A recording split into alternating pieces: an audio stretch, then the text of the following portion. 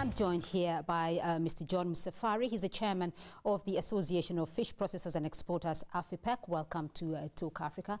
Also joined by Mercy Karunditi. She's the interim director in charge of programs at the Green Belt Movement. Welcome to the program. Let's start off with you, John, because I want to hear both your sentiments on this. The ministry, Kenya's Ministry of Environment, has announced its intended ban of plastic bags effective sometime this year. First, let's get your thoughts on that. What's your immediate reaction? Well, thank you. Thank you very much, Beatrice, for giving me the opportunity to participate in this program. I think there is one misconception, maybe there is, that the industry is against the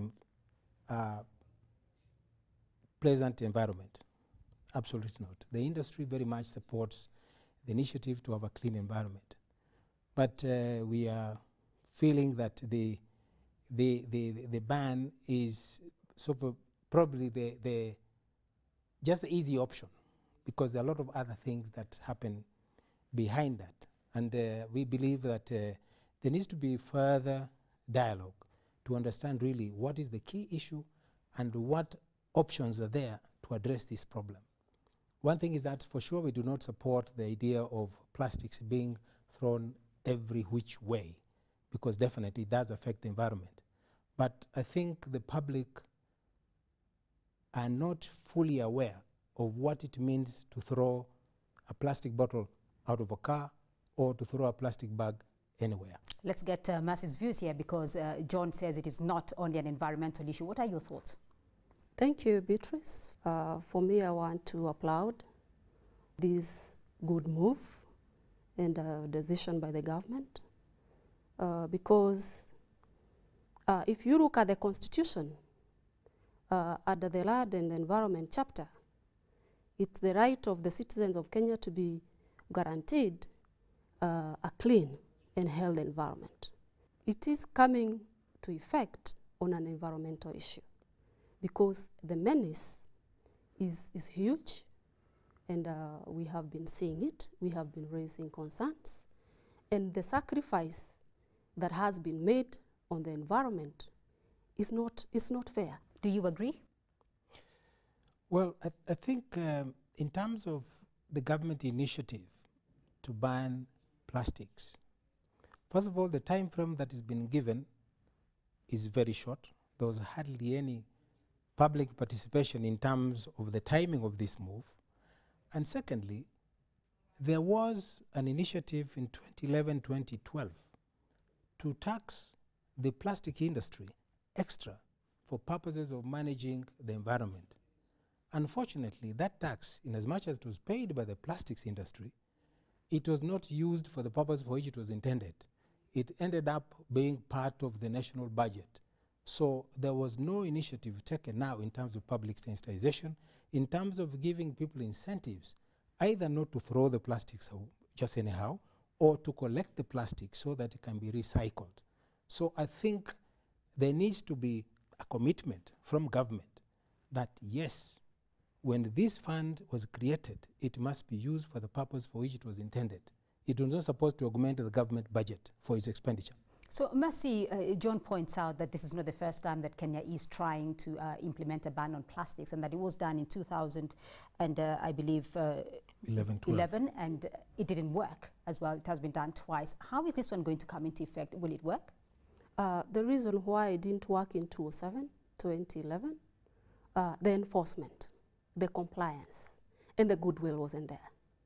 And the resources to go behind the waste management didn't happen. So I strongly believe that they have had a sitting, they have thought this through, and this is the right time for it to happen. John, it goes back to 2007. So obviously the Kenya Association of Manufacturers is aware that the government has always wanted to have a plastics-free environment. And you're saying the time is limited. Is that a fair assessment, though? Because the thing is that if the engagement from 2007, because the government went quiet on this matter, they were quite happy to collect the levy, but then after that, what? And even today, if they shut down the plastic manufacturing factories, then what next? Because one, you have already, with that move, there are a lot of voters whose livelihood will be affected by this move. The question is, has there been an impact assessment? What will those people who rely on the plastics industry do? And I'll be very specific about, say, the industry that I'm directly involved in. This is the fish processing industry. Our products are wet products. We cannot move them with paper. We cannot pack, we cannot pack them in paper. We can only pack them in plastic. So what happens to the fish industry? Which generates about 4 billion shillings a year into this economy. And there are over 60,000 people, both upstream and downstream, who are relying on this fish exporting industry. I think we have a problem here about policy consistency.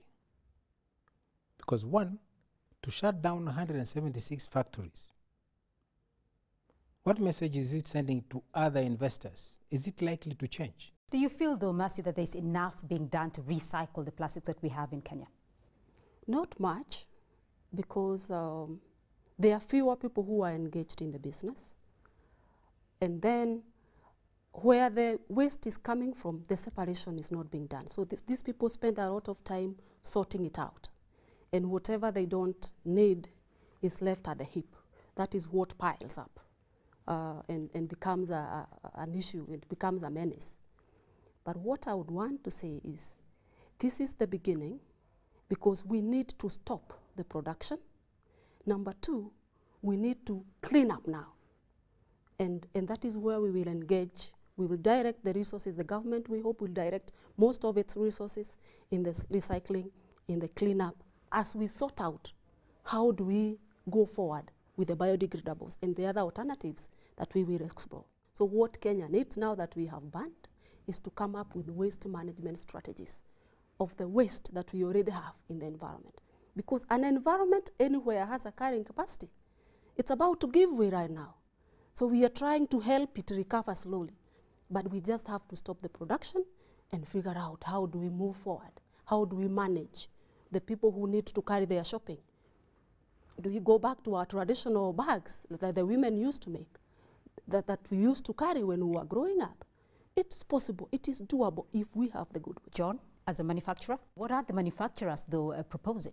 The manufacturers are saying that there are other initiatives which can address the same problem. And I want you to make it very clear, manufacturers are not against a clean environment. They're very much so. That's why they even accepted to pay a levy for producing the plastic. Now, I believe that there's already a precedent created under the new Fisheries Management Act, where there is a fisheries levy created and is managed, it's supposed to be managed, okay, it's not been operationalized yet, but it's supposed to be substantially managed by the private sector. It has a board of 5 members, 4 of which are from the private sector who are directly involved in that business, and only 1 member represents the government, of course, to keep on articulating the policies, etc. I believe that if we had that fund managed by this independent unit, and it's not that funds go to the exchequer then get allocated later, because the demands for government are quite a lot. So this one, then the initiatives about public sensitization, which Mercy is talking about, in terms of engaging with those people who can do the recycling, who can do the, even at Nyumba Kumi level, to say, okay, these 10 houses, this is how you need to handle this, the waste, both plastic and any other waste for that matter. And of course, encourage business people to invest in waste management, proper waste management, not what we do in Dandora.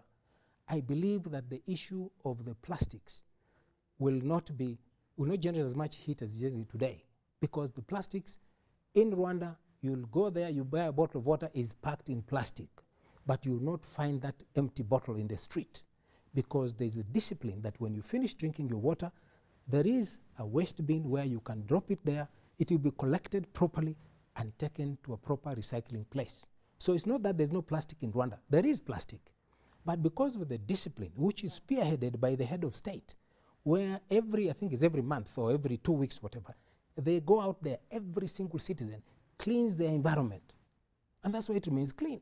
If we could do that in this country, across the board, we'll not be discussing these plastics in 2 years' time.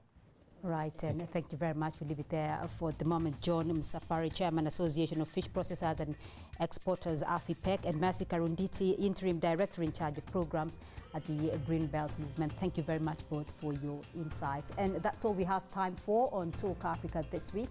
But you can continue this conversation on Facebook, YouTube, and Twitter. And do join us again next week for another edition of Talk Africa. I'm Beatrice Marshall. Goodbye.